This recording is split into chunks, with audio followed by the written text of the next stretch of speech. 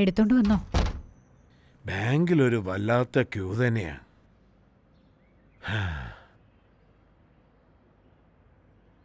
ഇന്ന നിന്റെ ആഭരണങ്ങളെല്ലാം എല്ലാം എടുത്തല്ലോ അല്ലേ?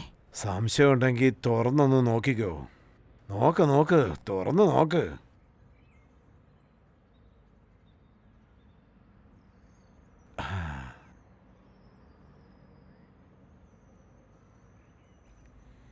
ഇതേതാന്ന് ഓർമ്മയുണ്ടോ? നിങ്ങളുടെ അമ്മ എനിക്ക് തന്നതാ. പക്ഷേ ഇതെല്ലാം മുത്തശ്ശിയുടേതാണ്. മുത്തശ്ശിയാണ് അമ്മയ്ക്ക് കൊടുത്തത്. എല്ലാം ഇന്നലെ നടന്നതുപോലെയുണ്ട്. പക്ഷെ എത്രയോ മുൻപ് നടന്നതാ. ഇതൊക്കെ തീയക്ക് നന്നായിട്ട് ചേരുമല്ലേ? അതെ അതെ. ഞാൻ അവളെ വിളിക്കണോ? വേണ്ട, ഇപ്പൊ വിളിക്കണ്ട. അവൾക്കൊരു സർപ്രൈസ് ആയിക്കോട്ടെ അല്ലേ? അവളുടെ പിറന്നാൾ അടുത്തു വരിക. ഇപ്പൊ നിങ്ങൾ ഇത് എടുത്തോണ്ട് പോയി അലമാരയിൽ ഭദ്രമായിട്ട് വെച്ചേക്കോ. ശരി, നീ പറഞ്ഞതുപോലെ അലമാരി തന്നെ വെച്ചേക്കാം.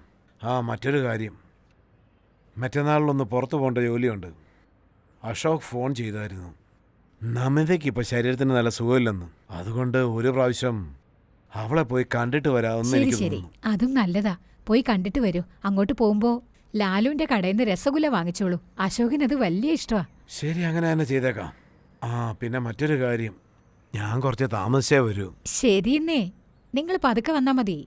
ശരി, ഞാൻ ഇതുകൊണ്ട് അലമാരി വെച്ചിട്ടേ ഒന്ന് ശരി ആയിക്കോട്ടെ.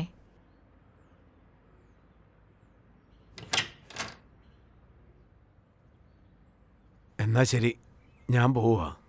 സൂക്ഷിച്ചിരിക്കണം. അമ്മയും നോക്കിക്കോണം കേട്ടോ.